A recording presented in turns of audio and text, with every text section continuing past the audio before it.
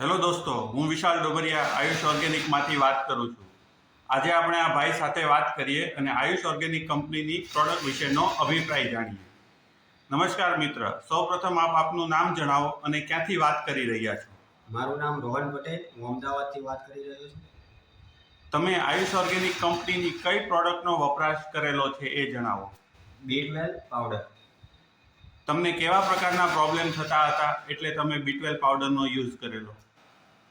મને શરીરમાં અશક્તિ, ખાલી ચડવી, પગની પીડા, થાક લાગવો એ બધા પ્રોબ્લેમ થતા હતા.